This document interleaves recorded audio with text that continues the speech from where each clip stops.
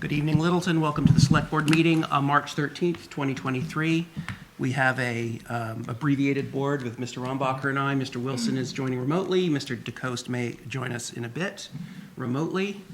As we will begin as usual with the Pledge of Allegiance. Mr. Clerk, will you lead us? Pledge allegiance to the flag of the United States of America and to the republic for which it stands, one nation, under God, indivisible, with liberty and justice for all. Thank you, sir. All right. Quick recap, a quick preview of tonight's exciting agenda. We skipped executive session, obviously.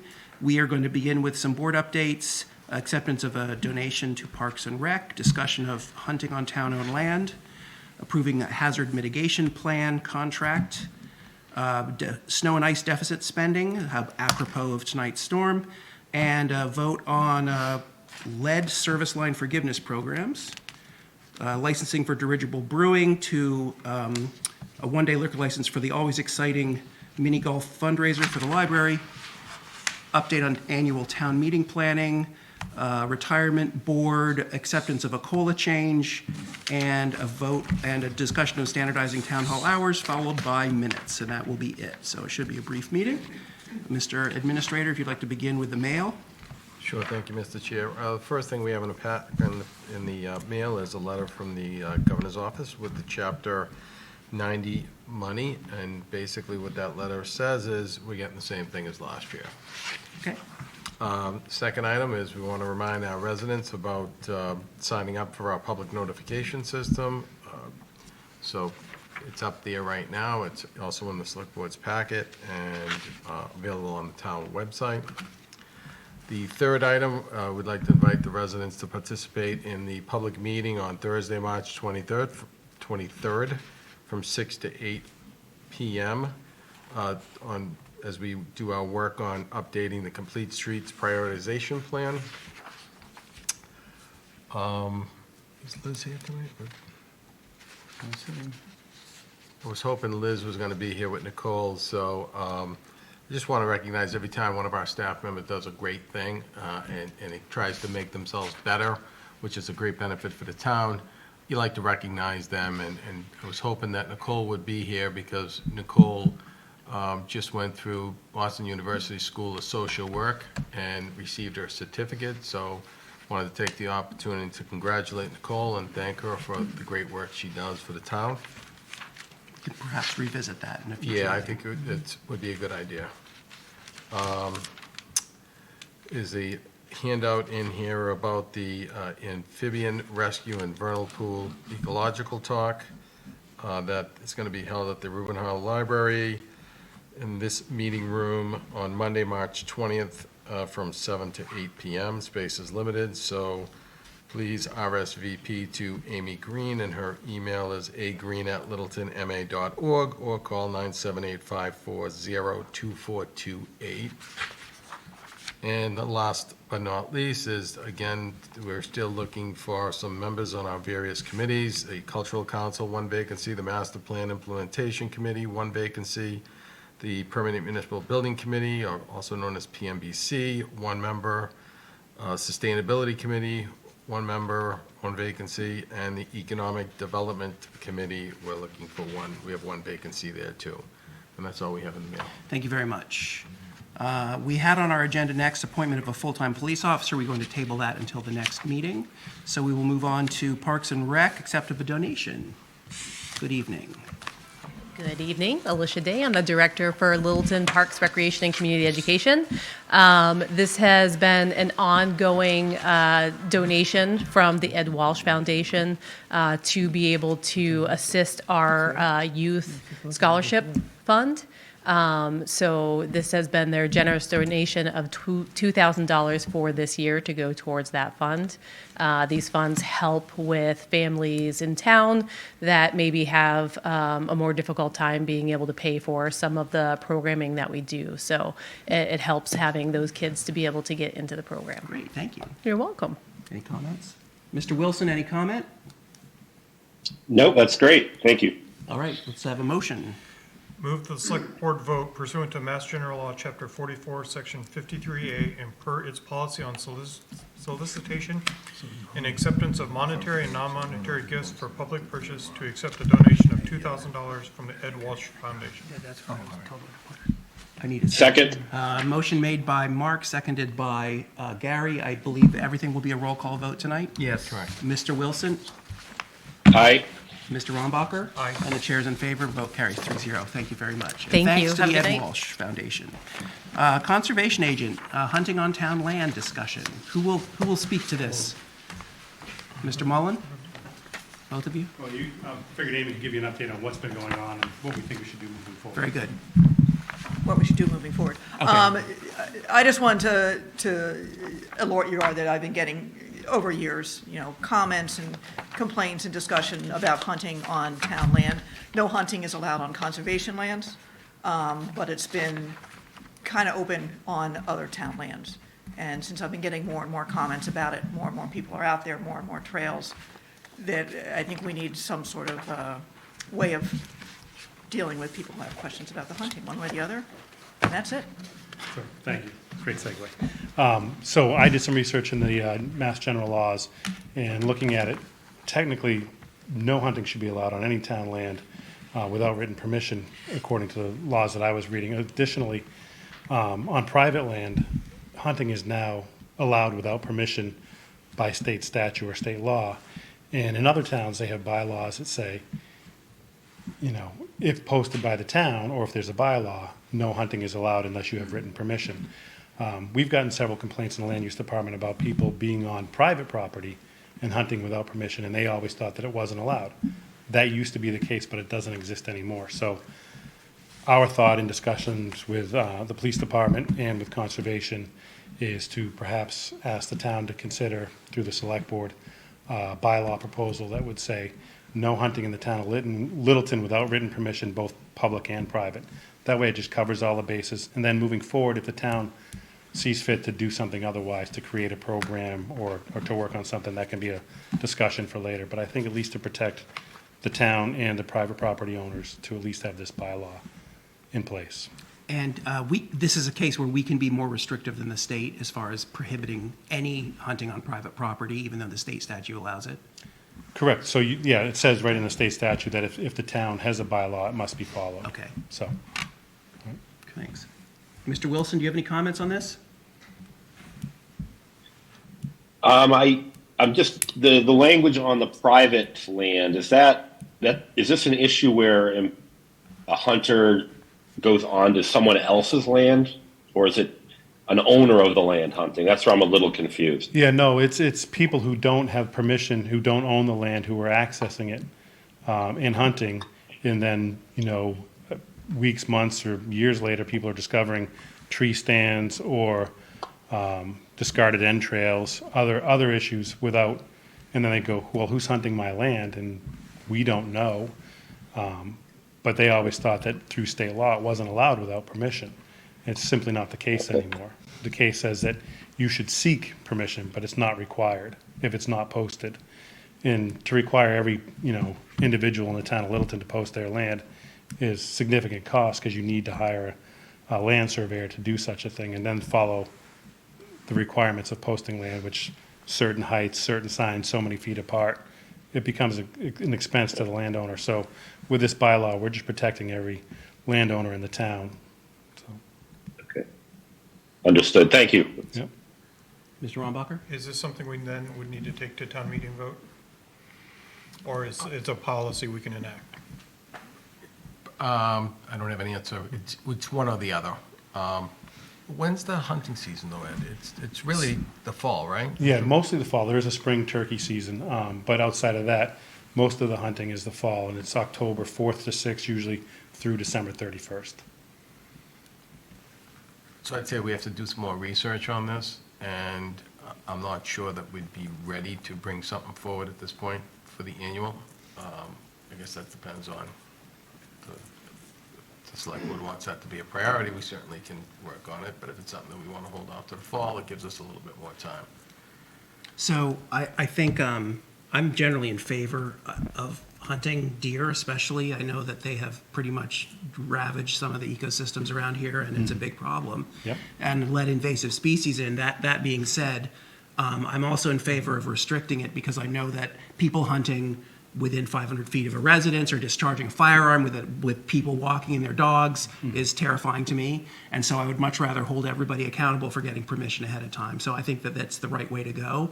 And then let's be permissible with people hunting on the land, but let's make sure that they're safe about it and that they follow the rules. I think another thing that you were talking about, tree stands, like if we find a tree stand on town property where they're not allowed, what do we do now? My recommendation would be to laminate a posting that can be placed on the tree where the stand is that says you have 30 days to remove, if it's not removed within 30 days. And again, I think I asked the police department to be here tonight so that they can either do it or they can reach out to the environmental police. I don't think any of us should be touching personal property Okay. without, legal authority, so. Is this something, is there, like, who normally would be in charge of of someone enforcing the hunting rules? So the environmental police would be the first contact. Okay. And then, if they can't respond, a lot of times they will reach out to the local police department, or a lot of times the call goes into 911. Local police respond immediately and wait for EPOs to arrive. Okay, thank you. Yeah. I think we should move forward with looking at creating a bylaw or policy depending on what we need to do. We can look at it. I think Anthony made a good point of the timing wise. We can certainly. Yeah. Oh, no, I mean, I don't think it's urgent, and I think, I- given it, I think that we can handle maybe some town-owned land based on the select board's rules and regulations, so I'd have to look that up. So, but I think the private land is an issue as well. Like, if people have the carte blanche, then there's bound to be some abuse. And I know from your email that there have been problems with people hunting much closer to houses than they're allowed. Yeah, we have a photograph Amy took of one tree stand that's it's on private property, and it's abutting a residence. It's a vacant lot, but it's Yeah. abutting a residence. It's not anywhere near the 500-foot Yeah. requirement. So, Okay, we just want to make sure that we're doing the right thing. So, agreed. So the only problem for waiting for fall town meeting is it's basically after the next hunting season, right? So we're basically living with it for another year. potentially. In the meantime, at least we're having the discussion now. People are going to understand what the rules and regulations are. And for the time being, they should know that all town-owned land is off limits for at least the next season until something can be created through the administration's office. Okay, Thank you. All right, thank you. thank you. All right, Planning Department, Hazard Mitigation Plan Contract. Good evening. Good evening, thank you very much. Had the pleasure of obtaining the federal grant for the hazard mitigation plan with a small local match. Went through the procurement process. MAPC is the low bidder, and highly recommend that we go with them. The current request is to ask the select board to approve the contract with MAPC for the work. Are we required to have this plan in place by a certain date?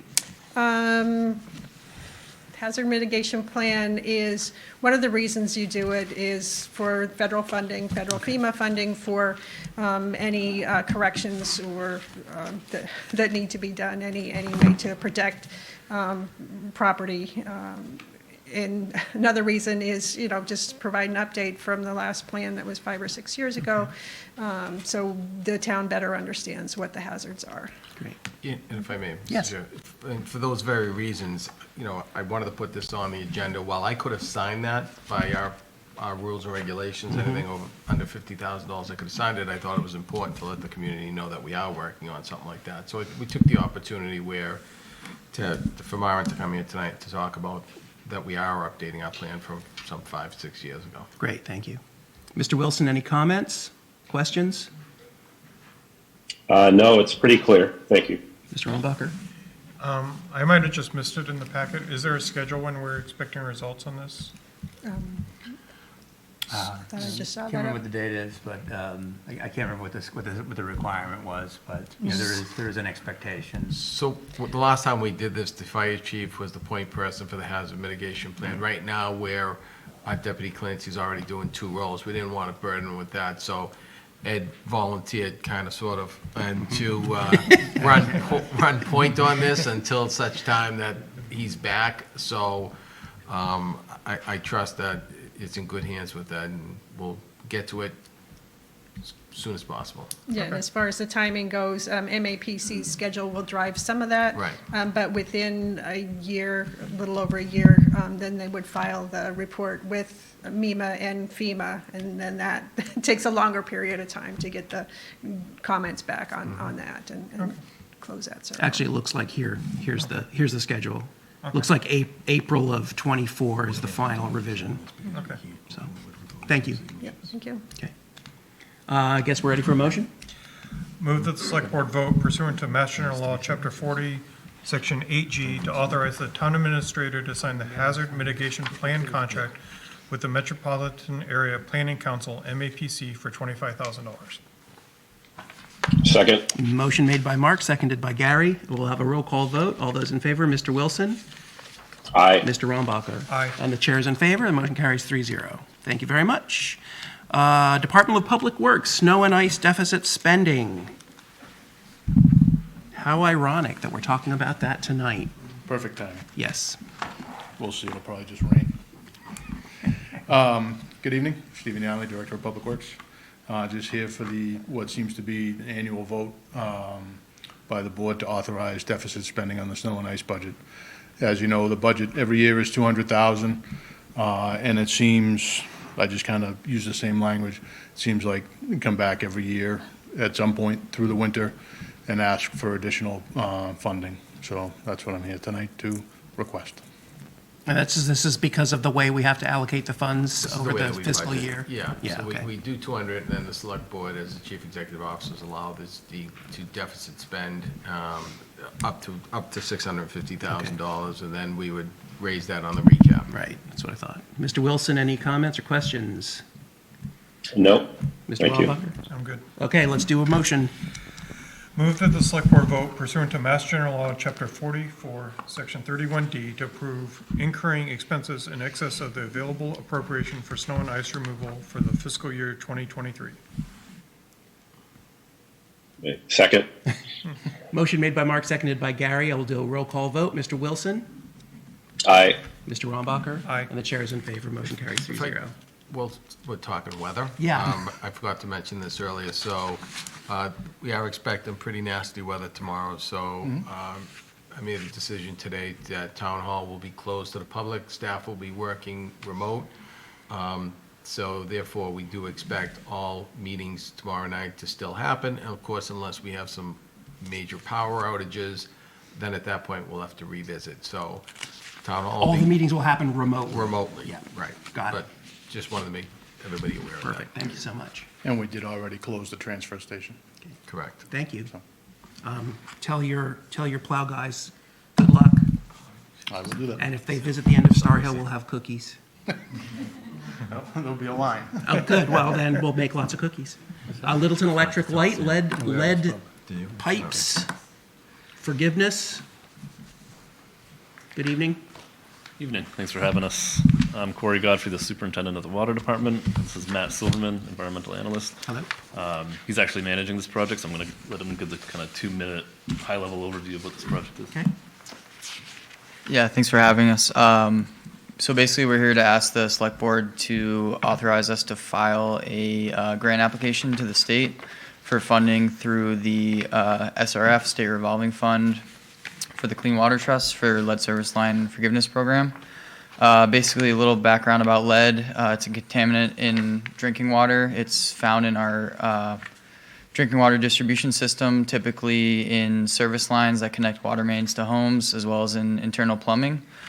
So in 2021, EPA released some updates to the lead and copper rule that existed for drinking water regulation that requires us to form a full service line inventory of our system, as well as a replacement plan for taking any of these services out of our system and putting in services that are not composed of lead. As far as we know, we don't have any lead services in our system, but we're still required to comply with the rule and form a full inventory. So we've we've partnered up with Time Bond. We're hoping to submit a proposal with them to the state. And this will include a couple different scope items, including data and record review, reviewing some of our tech card records of our services, seeing what materials they are, if we have that on file, as well as doing some public outreach, doing surveys to see if we can get customers to actually inspect their service lines and provide that material to us. Well, the scope will also include field inspections, updates to our current distribution system GIS, our mapping, and at the end we'll have a full inventory and a replacement plan. So we're required to have all this done by October 16th, 2024, when the rule is finalized. So we are asking the state for $174,000 through this grant program. It's 100%. We get the grant, and we're not required to pay any of the project costs as long as our application is approved. Is this lead that's been deposited from the water, or is it actually lead in the pipes and the actual mechanical parts? Yeah, the concern is lead in the pipes that corrodes over time. If it flakes off into water, sometimes if there's a pH change in the water quality change, it can cause the lead to actually corrode from the piping, and then that can increase lead levels and create a public health emergency. And you don't know of any, but you don't know what you have out there somewhere? Yeah, we have currently on file, we have about 500 service materials out of around 3,300. We haven't done a full record review, so we're not completely sure if there are more. Those are the services we've physically seen in the field since we heard about this rule.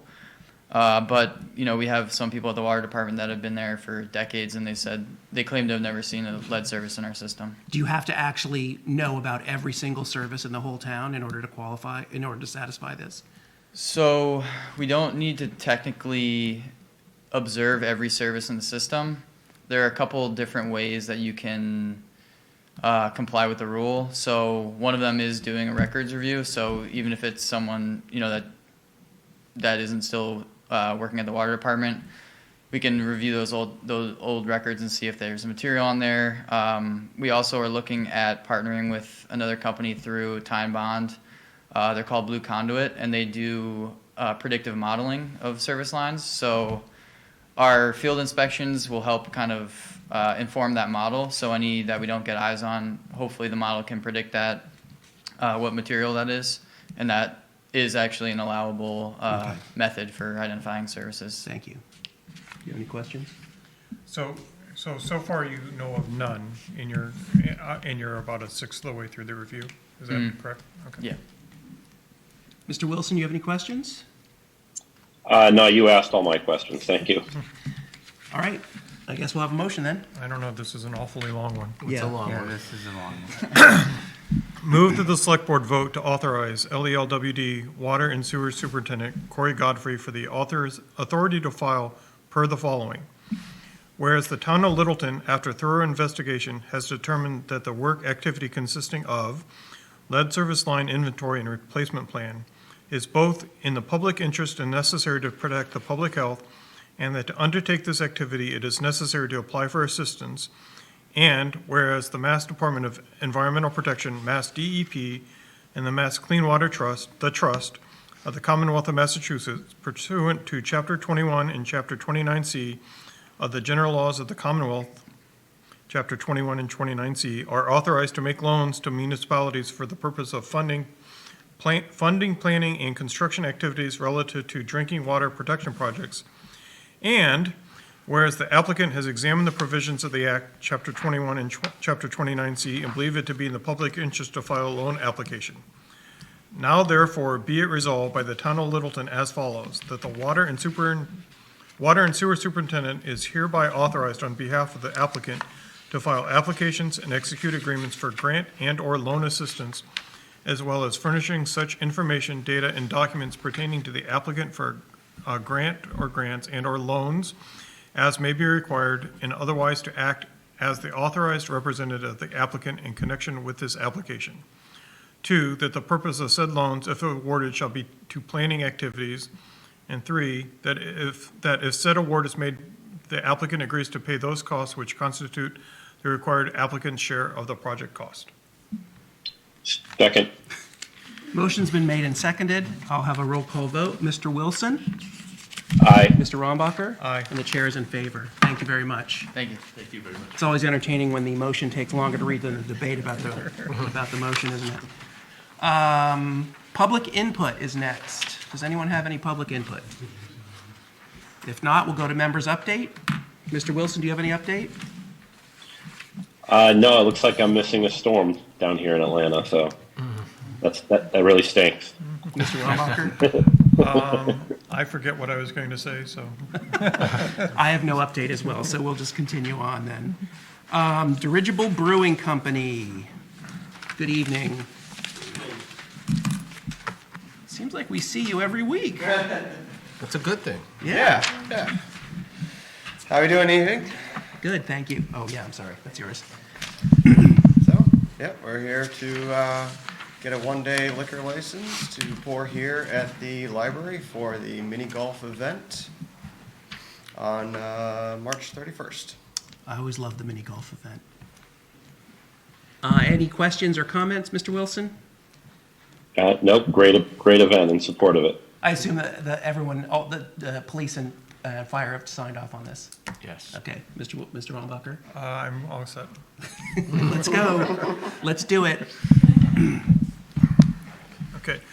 Move the select board vote pursuant to Mass General Law, Chapter 138, Section 14, to issue a special license, also known as a one-day liquor license, to Colin Nurk and Christopher Loring of Dirigible Brewing Company, LLC, for wine and malt beverages to be served during the Friends of the Reuben Hoare Library mini golf event on Friday, March 31st, 2023, between the hours of 5:30 p.m. and 9:30 p.m.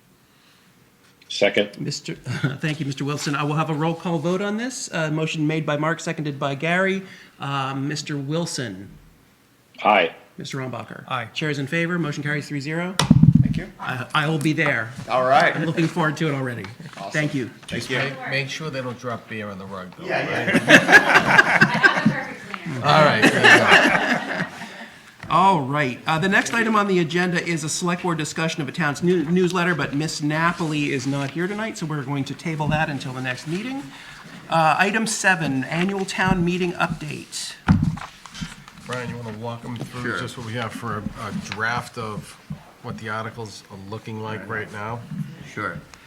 So, what we're looking at right now is, we've basically, Anthony and I joke, we feel like we've gone from one special town meeting to another special town meeting and right to the annual. So, just to go over what we're looking at in terms of some of the basics that we have, and we start off with, we've got our town offices and annual report. These are some of the formalities of how we kick off our, warrant, financial articles, bills of prior years, where we think we might have one, at least, that we're aware of, that may be coming up. As much as we try to squash this and try to have as a best practice, that we aren't running into this, but we inevitably seem to have bills that we just have to catch up on. So that's something there. It's a placeholder, and we'll be looking further into that. Of course, the FY24 operating budget, you're going to be talking some more about that at your virtual meeting tomorrow night with FinCom. So we're hoping to get some closure on that soon from the Finance Committee. So fingers crossed on that one. And then more of our standard items, which include the departmental revolving funds, water and sewer, PRCE fund operating budget. And I think that would be something we'd have to tweak because we've now, we just changed our PRCE now, so it's now no longer an enterprise fund. Right. And is going to be in a different form. So that will change. Capital items that was approved of by the select board at your meeting last week. So I think the FinCom also approved of that. It's $1.7 million in items that are spending, at least from free cash, and then the remainder from other sources that you'll see. Community preservation budget. I believe the CPC is actually meeting tonight in room 103. So they're going to be. I think this might be their first hearing tonight. I think so, yeah. So- They have a number of projects that they'll, from what I understand, that they'll be bringing forward. Are they also discussing the percentage change, or are they just talking about projects? I believe that's on their Okay. agenda too. Right, right. It's my understanding the CPC has already, well, the committee's already voted to pursue that. And so that's the request before the select board as we move forward with that. And we're trying to work through some details on our end regarding what that means for having to put it on the ballot and what the timing of that might be. So we're working with town council and town clerk to figure out how we might be able to do that, because once it's voted, it then has to go to the ballot. And the question becomes when we would want to pursue that. Got it. So, anyway, that's the community preservation budget, LCTV, of course, their budget. Capital transfers, if you remember, there was a number of transfers that we did at the special town meeting, so that may have dried the well up a little bit Right. for this year, but, even if there's a few things that are, or a few capital projects that we can look at, we will certainly take another look. The FY24 compensation grid, if you remember, we did that in the fall. We updated the class and comp plan. This is the annual update to that, beginning as of July 1, 2023. Right, which brings forward a 2% COLA adjustment for staff. Right. Right. Capital Stabilization Fund, you might recall too our conversation about how the 1.7 million would be utilized from free cash. One of the things we talked about was setting money aside into the Capital Stabilization Fund. So we'll be looking to potentially. Which is per our financial policies. That and the next item too, the Yeah. debt exclusion stabilization fund, which is meeting the objectives of our financial policies. Right, okay. That brings us to item 16, which is use of the debt exclusion stabilization fund, if there is anything that we would deem appropriate. So we'll be looking at that. We have 31 Shattuck Street on this agenda. We're getting closer with design, and if there are any adjustments on that front, but Yeah, I don't know if there's anything. I don't think there will be anything. I think that. Would that be a monetary? Yeah, but item? I think that we're on track for what we previously approved at a town meeting, so I think that we're going to be good there, but we just put a placeholder just in case, but I think we're fine. Good. Okay.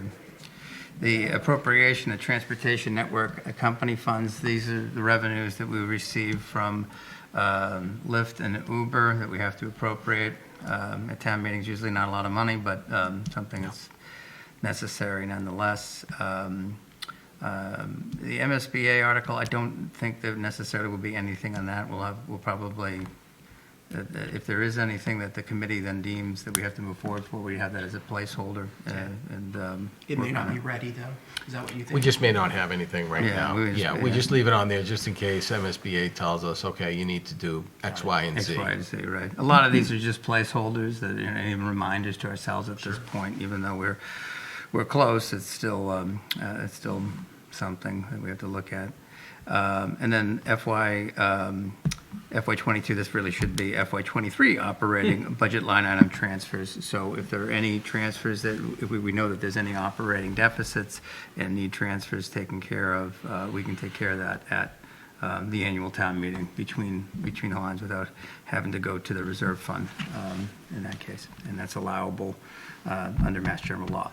So some of the other items that we have here would be from this point on, items we've been talking about, electronic voting. Anthony has spoken extensively about that. We've talked a little bit about it at our joint meeting with the Finance Committee about the possibility of funding, well, first of all, allowing and then potentially funding that for moving forward. I think this is really more of a request. Right, this is step one. If we want to do electronic.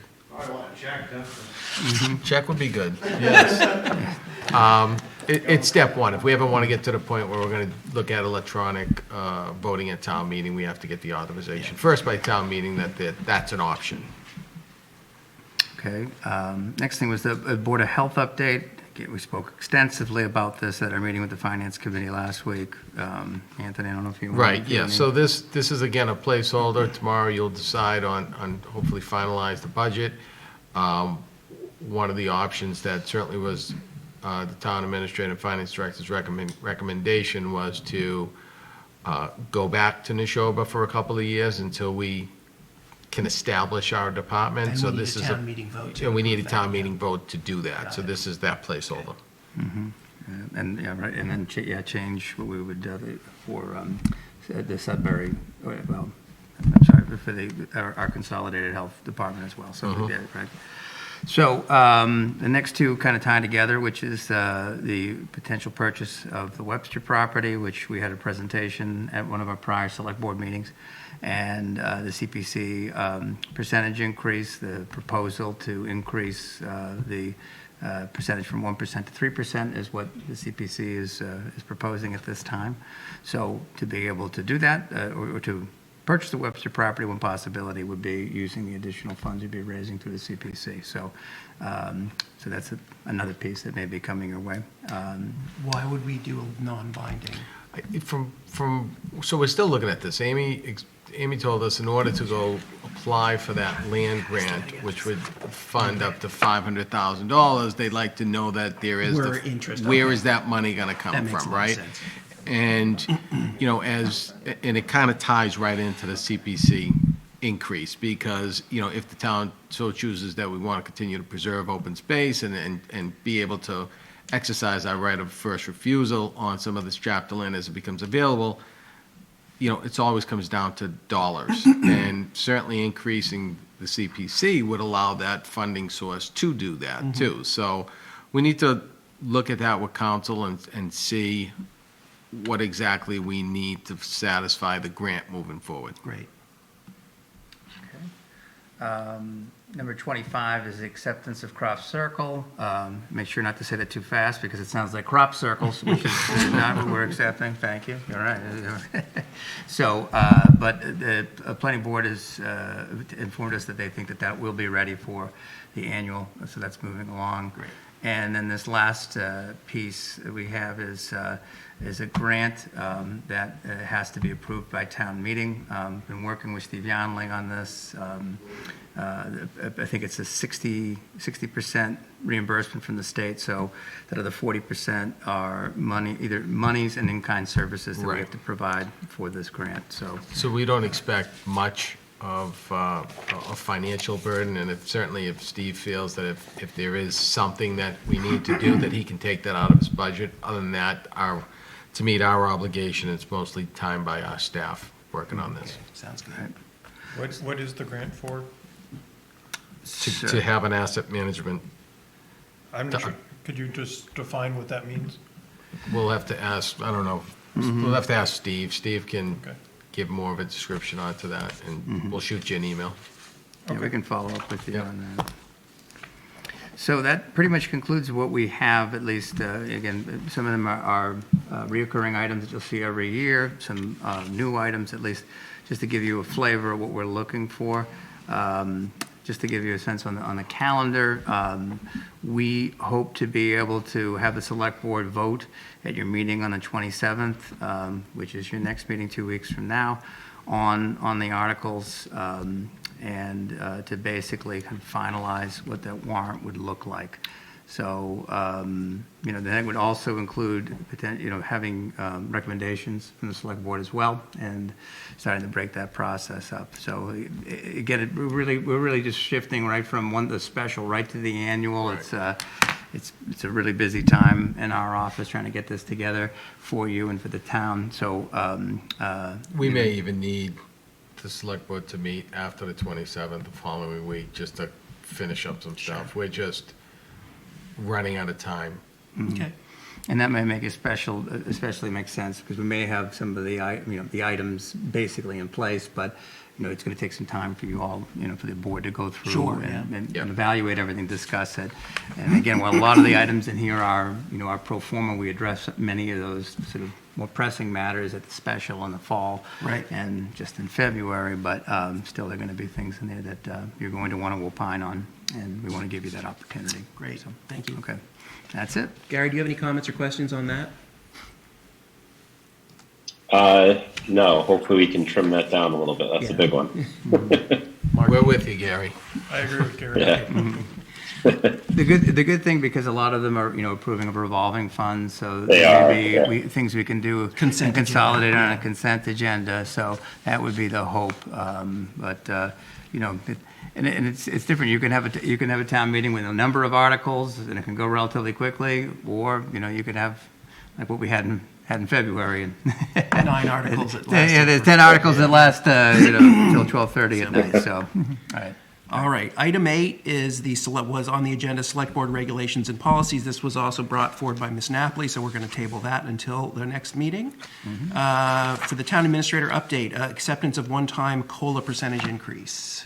Sure, so in your packet, there was a letter from the Middlesex Retirement Board where the governor and the legislature signed a law that allowed for a one-time increase in retiree COLAs from 3 to 5%, and that's only on their first $15,000 that they, $16,000 that they earn. So there's also a memorandum from our on-again, off-again treasurer, Steve Venuti, thank you, and as well as our finance director that pretty much both recommended that the board pass this. Now, I have been following along with other communities, and pretty much every other select board in Middlesex County that's taken it up has been affirmative. And this is basically just to sort of help this cost of living catch up with what the real cost of living increases are. Yes. Yeah, okay.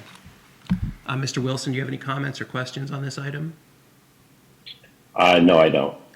And Mr. Rombacher? Nope. This is just one-time 5%, and then it's back to Right, and back to and I 3. think it takes effect in FY '26, is it, or 25, 26? I think it's 26. 26. Okay, all right, I guess we're ready for a motion. Move the select board vote to accept Chapter 269 of the Acts of 2022, the Act, a local option that allows a one-time increase to the cost of living COLA granted to retirees in FY 2023 from 3% to 5% of the system's $16,000 COLA base. Second. Motion made by Mark, seconded by Gary. We'll have a roll call vote. Mr. Wilson? Aye. Mr. Rombacher? Aye. And the chair is in favor. The motion carries 3-0. Thank you. The next item is 9B, cannabis host community agreements. We are going to table this because we'll have to recuse myself and we won't have a quorum. Next is standardizing town hall hours, 9C. So, I had this on to just start the conversation, and we're talking about it internally with staff as far as standardizing hours at town hall. I think, one of the questions, the first question that everybody asks when we do interviews is, what are your hours at town hall? And if you look, every department has different hours. So we're looking to standardize the hours and have, Monday be a later night, perhaps 6 o'clock. Staff seems to really favor the 6 o'clock as opposed to anything later, so we're looking at that. So we're thinking the start time could be 8 to 6 on a Monday, Tuesday, Wednesday, Thursday, 8 to 4:30, and then on Friday, 8 to 12:30, which is pretty much in line with a lot of communities as far as closing town hall early on a Friday and having that later night, so residents can, after work, come to town hall and do their business too. There's even a trend now that's in order to attract and recruit candidates to come to work for municipalities, that some communities are actually going to 4-day work weeks. So, we're struggling with staff. As you know, we've been trying to get a treasurer now for some 8 months. So, we have to start thinking creatively, and I think the first part is standardizing town hall hours is a good first step in getting there, so. I know that the building department is one that has different hours. Is that going to stay different? Yeah, so what we anticipate is, the doors will unlock at 7:30, so the building department can still do that early as 7:30. But they'll still be expected that some staff member will be here till 6 o'clock at night, say on the Monday. Okay. So, and in other departments too, there's some employees that will start still at 7:30.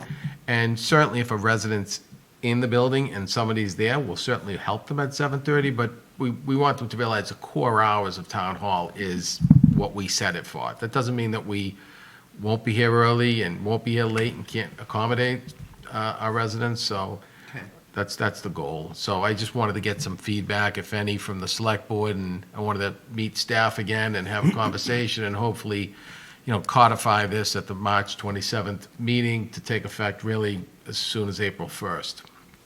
Mr. Wilson, do you have any comments or questions? Really just I'd like to see some more information or even a survey on that idea of a 4-day week where we're extending maybe 2 or 3 days of the week into the evening past the typical time when someone would get out of work to be able to come in and do business between 5 and 6 p.m. at night. So I think that's definitely something I'm curious about, but obviously cognizant of the fact that we have members, that work currently for the town, that's a major change, asking some employees to work much later in the day, which you get into daycare issues and a lot of other things. So I think I just need more information to be able to even make that type of decision, but I'm not against it. I do believe the flexibility for residents is probably more so if they knew Monday through Thursday and they could come any day after a typical work day to do business. Where I would think we could move on Fridays. But that's something I definitely think we should research a little bit more. Thank you. Mr. Rombacher? So I think standardizing is a great thing. I do have, we need to be clear on what departments are standardized. Like, does this mean, what about the COA and Park and Rec, the school committee, the school? Right, so the Park and Rec has their own hours, and they normally will close anyways roughly about 2 o'clock on a Friday, but they have different schedules. Park and Rec will sometimes work at the weekend, sometimes work at night for some of their programming. So, they tend to work it out, and they will not be on that same schedule as Town Hall. They'll post their hours, and I had a conversation with Alicia Day briefly about this today. As far as the senior center, again, the Elder and Human Services, same thing. We still have vans that are out driving folks around. So, and they'll be in their own building in a year and a half from August. So they'll most likely have different hours there. School department has different hours now anyways, so that will continue on there, although Kelly and I haven't had a conversation about this. And I know in the summer, I think staff there doesn't work on a Friday anyway. So One of the concerns is just if those departments are open and the rest of Town Hall isn't, then what's the status of the building?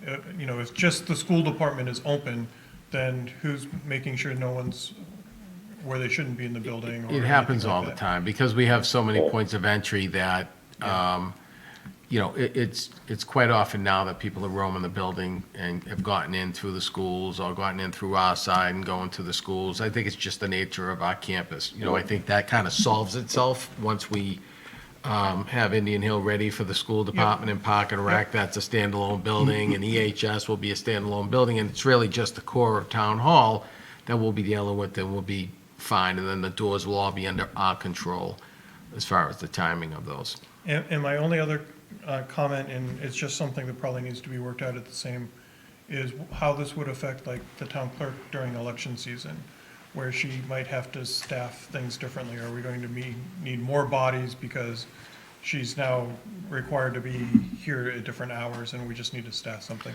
So the town clerk is an elected position. I talked to her today about this. She certainly can set her own hours as she's only accountable to the voters.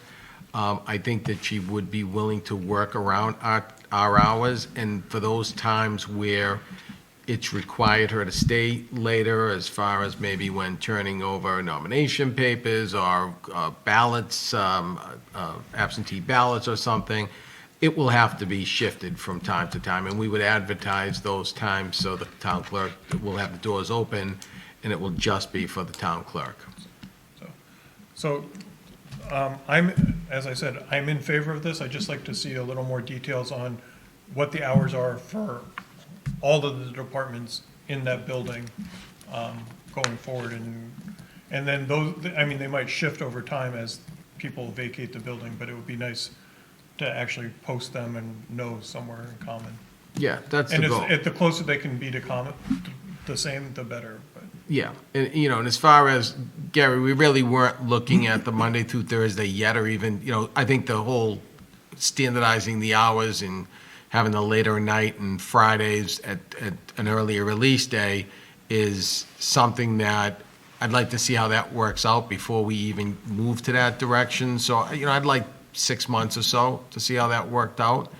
And then, maybe we're looking at doing that seasonally next year. Maybe we're looking at doing it for summer hours, like the schools, and we just, do that. So, I think it's step one is what we're looking at, and then step two, Gary, is working more towards what you're saying. Can I just add one? Thank you. Can I just add one other thing too, Gary? You talked about, the need for flexibility and staff's hours.